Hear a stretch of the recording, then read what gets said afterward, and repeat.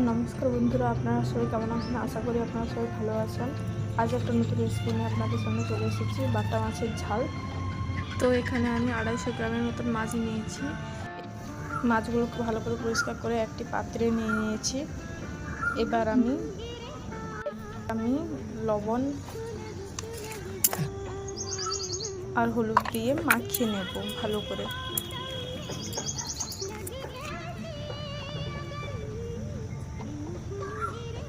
এরপর বন্ধুরা আমি একটা পাটায় সর্ষে আর পোস্ত বেটে নেব।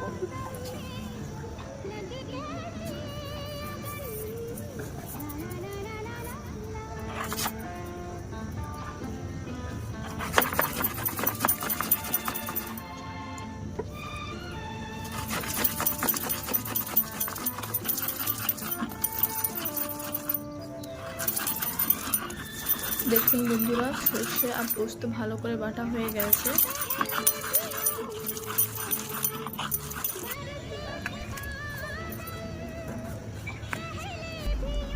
কড়াইতে সর্ষের তেল দিয়ে দেব।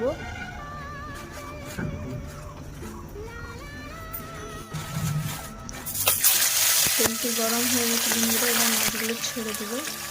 তো যারা এখনো পর্যন্ত আমার চ্যানেলটি সাবস্ক্রাইব করেনি, দয়া করে আমার চ্যানেলটি সাবস্ক্রাইব করে দিবেন আর লাইক কমেন্ট শেয়ার করে দিবেন।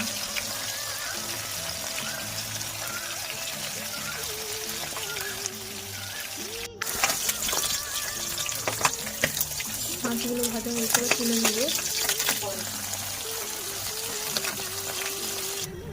দেখুন বন্ধুরা, মাছগুলোকে কত সুন্দর করে ভেজে নিয়েছি।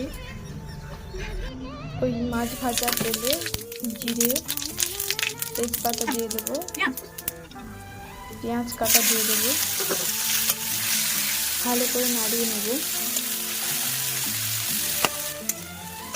কাঁচা লঙ্কা দিয়ে দেবো, দিয়ে নাড়িয়ে নেব। লবণ দেবো পরিমাণ মতন, হলুদ দিয়ে দেবো, ভালো করে নাড়িয়ে নেব।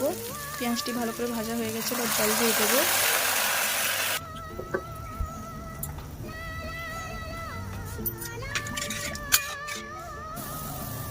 দেখুন বন্ধুরা, ঝোলটি ফুটছে, এবার আমি মাছগুলি দিয়ে দেবো।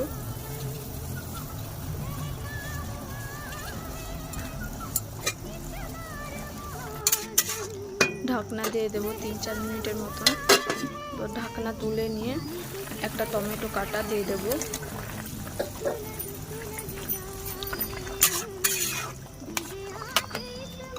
বেটে রাখা মশলাটি দিয়ে দেব। তো বন্ধুরা, এই রেসিপিটি একবার বাড়িতে ট্রাই করবেন, আশা করি ভালো লাগবে খেতে। দেখুন বন্ধুরা, বাটা মাছের ঝাল হয়ে গেছে, এবার একটি পাত্রে নামিয়ে নেব। দেখা হচ্ছে নতুন এক রেসিপি ভিডিওতে।